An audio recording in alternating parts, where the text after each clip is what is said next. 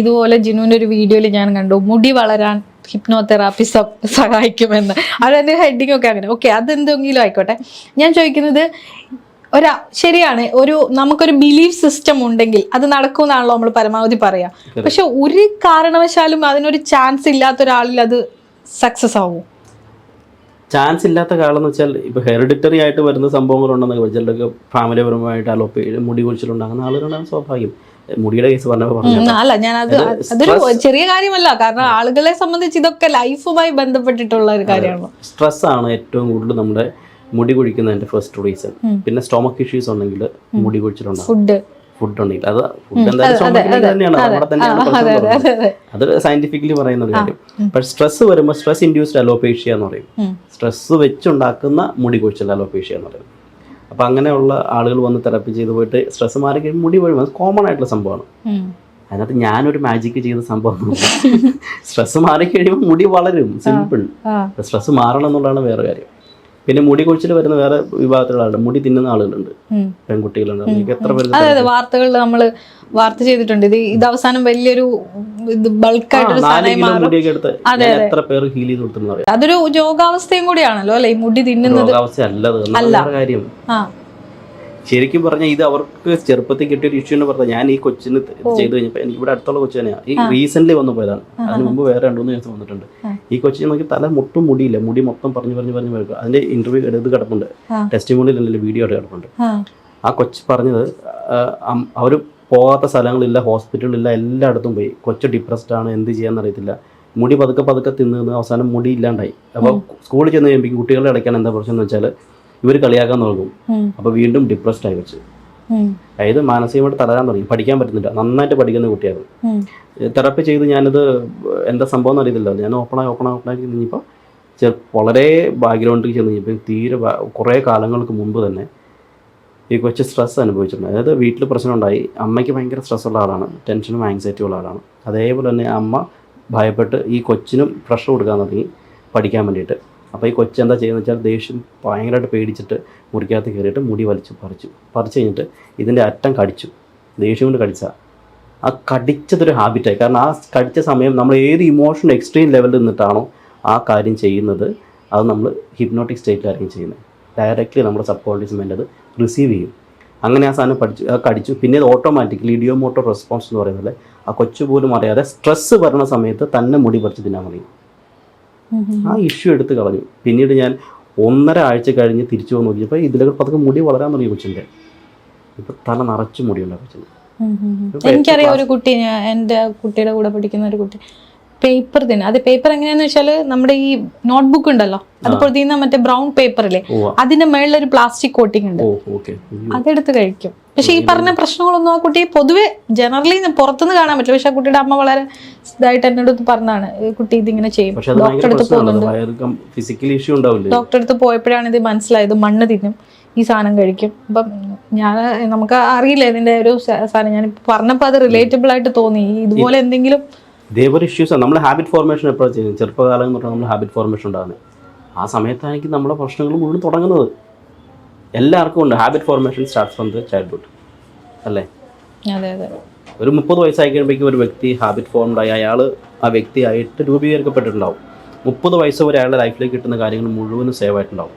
ഇതേപോലെ തന്നെയാണ് ഒരു കുട്ടി ജനിച്ച് ആ ജന്മം തൊട്ട് വീണ്ടും ഒരു 7 വയസ്സ് വരെ ബ്രെയിൻ ഡെവലപ്മെൻറ്റ് ഉണ്ടാകുന്ന കാലഘട്ടം. ഈ സമയത്ത് ബ്രെയിൻ ഫ്രജൈലായിരിക്കും.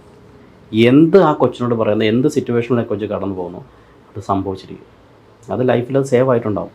പിന്നെ 12 വയസ്സ് വരെ ആയിക്കഴിയുമ്പോഴേക്കും ഇതിന് ഇമാജിനേഷൻ, 12ാമത്തെ വയസ്സിലാണ് ഇമാജിനേഷൻസ് വളരുന്നത്. ആ സമയത്ത് പിന്നെ ഇമാജിൻ ചെയ്യാൻ തുടങ്ങും. 18 വയസ്സിലാണ് ശരിക്കും കംപ്ലീറ്റ്ലി നമ്മുടെ ബോധ മനസ്സും സെഗ്രിഗേറ്റ് ചെയ്തപ്പെട്ട് അത് ക്രിട്ടിക്കൽ മൈൻഡ് എന്ന് പറയുന്ന ഒരു ഫാക്ടർ ഡെവലപ്പ് ആകുന്നത്, അനലൈസ് ചെയ്യാൻ തുടങ്ങുന്നത്. അതുകൊണ്ടാണ് 18ാമത്തെ വയസ്സിൽ ലൈസൻസ് കൊടുത്ത് തുടങ്ങണമെന്ന് നമ്മുടെ ഗവൺമെൻറ് തന്നെ നമ്മൾ നിയമം ഉണ്ടാക്കിയിരിക്കുന്നത് കൊണ്ടാണ്. അല്ലാണ്ട് 18 വയസ്സിൽ കൊച്ചിന് ബോധം വെച്ചെന്ന് പറഞ്ഞിട്ടാണ്. അല്ല, അനലൈസ് ചെയ്യാൻ പറ്റുന്നൊരു കപ്പാസിറ്റി ഡെവലപ്പ് ചെയ്യും. തിരിച്ചറിയാൻ പറ്റും അതാണ് ശരി എന്നുള്ളത്. 18 വയസ്സ് വരെ ബഹളം വെച്ച് നടക്കുന്ന വെച്ച് 18-19 വയസ്സ് കഴിയുമ്പോഴേക്കും പതുക്കെ നോർമലാകാൻ തുടങ്ങും. ഈ നോർമലാകാത്ത കുട്ടികളുണ്ടെങ്കിൽ ആ 18 വയസ്സ് വരെ കിട്ടിയത് മുഴുവനും പ്രോബ്ലമാണ് എന്നുള്ളതാണ് എൻ്റെ യാഥാർത്ഥ്യം. എപ്പോഴും നമ്മൾ പറയും, സൈക്കോളജിയിൽ എപ്പോഴും പറയുന്നൊരു കാര്യമാണല്ലോ, ചൈൽഡ്ഹുഡ് മുതൽ ഉള്ള കാര്യങ്ങളാണ്. ചൈൽഡ്ഹുഡ് ആണ് ഒരു വ്യക്തിയെ രൂപപ്പെടുത്തുന്നത്. അപ്പം ജിനു ചെയ്യുമ്പോൾ എപ്പോഴും അഡൽട്ടിനായിരിക്കുമല്ലോ കൂടുതൽ, ആണോ എനിക്കറിയില്ല, അഡൽട്ട് ആണോ കുട്ടികളാണോ എന്ന് എനിക്കറിയില്ല. അപ്പൊ കുട്ടികളുടെ വേണ്ടി ചെയ്യുന്നതും എനിക്കറിയാം, എവിടേക്കോ കുട്ടികൾക്ക് വേണ്ടിയിട്ടുള്ള സെക്ഷൻസ് ചെയ്യുന്നുണ്ട്. അപ്പൊ ഏത് വയസ്സ് മുതലുള്ള ആളുകളെയാണ് ചൂസ് ചെയ്യുക? അതല്ലെങ്കിൽ എങ്ങനെയാണ് കുട്ടികളെ ഹാൻഡിൽ ചെയ്യുക? കുട്ടികൾക്ക് ഒരു എന്തായാലും ഹിപ്നോതെറാപ്പിസം ചെയ്യാൻ പറ്റുന്നൊരു പ്രായം ഉണ്ടല്ലോ. അപ്പൊ അത് അതിന് താഴേക്ക് നമുക്ക് പറ്റില്ല. അപ്പൊ എങ്ങനെയാണ് അത്തരം കുട്ടികൾ, ഇപ്പൊ ചൈൽഡ് ഡിപ്രഷൻ ഒക്കെ ഒരുപാട് ചർച്ചയാവുന്ന, ചൈൽഡ് ഡിപ്രഷന്റെ ഒരുപാട് സ്റ്റേജുകൾ, എനിക്ക് തോന്നുന്നു 6 മാസമുള്ള കുട്ടിക്ക് ഡിപ്രഷൻ ഉണ്ടെന്ന് പറഞ്ഞാൽ എനിക്ക് ചിലപ്പോൾ വട്ടാണെന്ന് നാളെ ആളുകൾ പറയാം. അങ്ങനെയുള്ള സാഹചര്യങ്ങൾ ഉണ്ടായിട്ടുണ്ട് ഇല്ലേ? പേഴ്സണലായിട്ട് എക്സ്പീരിയൻസ് ജിനുവിന് എന്നെക്കാൾ കൂടുതലുണ്ടാവും. അപ്പൊ ഞാൻ ചോദിക്കുകയാണ്, ഈ ചൈൽഡ് ഡിപ്രഷൻ പോലെയുള്ള കാര്യങ്ങൾ ഇതിനെയൊക്കെ എങ്ങനെയാണ് ഹാൻഡിൽ ചെയ്യുന്നത്? അല്ലെങ്കിൽ ഇതൊക്കെ എങ്ങനെയാണ് പുതിയ ഒരു കാലഘട്ടത്തിൽ ചർച്ചയാവുന്നത്? ഇപ്പോഴത്തെ റീസെൻറ്റ് ആയിട്ടുള്ള സാഹചര്യം നമുക്കറിയാം, ഒരുപാട് കുട്ടികൾ ഇപ്പോൾ ഒരു 25% ഇൻക്രീസ് ആണ് ഈ പോസ്റ്റ് കോവിഡ് നമ്മുടെ കുട്ടികൾക്ക് ഉണ്ടാകുന്ന ആങ്സൈറ്റിയുടെ പെർസെൻറ്റേജ് കൂടുതലായി. ഇത് 25%-ന്റെ ഗ്രോത്താണ് ഉണ്ടായിരിക്കുന്നത്. എന്ന് വെച്ചാൽ ഗ്രോത്ത് നെഗറ്റീവായിട്ട് ഞാൻ പറഞ്ഞത്, ഗ്രോത്ത് ശരിക്കും പറഞ്ഞാൽ പോസിറ്റീവ് രീതി പറയേണ്ട വാക്കാണ്, പക്ഷേങ്കിലും ആ ഒരു ഇൻക്രീസ് ആണ് ഉണ്ടായിരിക്കുന്നത്. അതായത് ആങ്സൈറ്റി ഡിസോർഡേഴ്സ് കുട്ടികൾക്ക് തുടങ്ങുകയാണ്. ഈ 8 വയസ്സ് തൊട്ട്, ഞാൻ 7ാമത്തെ വയസ്സ് തൊട്ട് നമുക്ക് ഹിപ്നോതെറാപ്പി ചെയ്യാൻ പറ്റും കുട്ടികൾക്ക്. അതിന് താഴെയുള്ള കുട്ടികൾക്കും ചെയ്യാം, പക്ഷെ അവർക്ക് ഇമാജിനേഷൻ വർക്കൗട്ട് അവിടെ സജഷൻസിലൂടെ ആയിരിക്കും ഞാൻ കൂടുതലും വർക്കൗട്ട് ചെയ്യുന്നത്. പോസിറ്റീവ് സജഷൻസ് ഇംബൈബ് ചെയ്ത് ആ കുട്ടികൾ തിരിച്ചു കൊണ്ടുവരാൻ പറ്റും. സ്വഭാവം അല്ലെങ്കിൽ ഇവരുടെ ബിഹേവിയർ ഇഷ്യൂസ് ഉള്ള കുട്ടികൾക്ക് തിരിച്ചു കൊണ്ടുവരാൻ പറ്റും. ഇത് കൊണ്ടുവന്നില്ലെങ്കിൽ എന്താ പ്രശ്നം എന്ന് വെച്ചാൽ കുറച്ച് കാലങ്ങൾ കഴിയുമ്പോഴേക്കും മെഡിസിനേറ്റഡ് ആവും.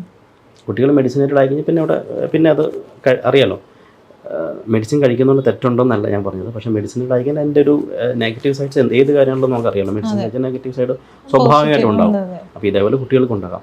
എൻ്റെ അടുത്ത് വരുന്ന ക്ലയൻസ് ആണെങ്കിൽ അപ്പോൾ കുട്ടികളെ നമ്മൾ അഡ്രസ്സ് ചെയ്യുമ്പോൾ സ്പെസിഫിക്കലി 7 ഇയേഴ്സ് തൊട്ടുള്ള കുട്ടികൾക്കാണ് ഞാൻ അഡ്രസ്സ് ചെയ്യുന്നത്. 7 ഇയേഴ്സ് ടു ഈവൻ 55 ഇയേഴ്സ് വരെ ആണുങ്ങൾക്കല്ല അഡൽസിന് 50 ഇയേഴ്സ് ആണ് പറയുക. 7 to 50 കഴിഞ്ഞ് കഴിയുമ്പോൾ എന്താ പ്രശ്നം എന്ന് വെച്ചാൽ ആളുകൾ മനസ്സ് ഓൾമോസ്റ്റ് ഇനിയില്ല, ലൈഫ് ഈ ഒരു 5-8 വർഷം 10 വർഷം കൂടെ ഉള്ളൂ എന്നൊരു സാച്ചുറേറ്റഡ് മെൻറ്റാലിറ്റിയിൽ നിൽക്കുന്ന ആളുകളായിരിക്കും.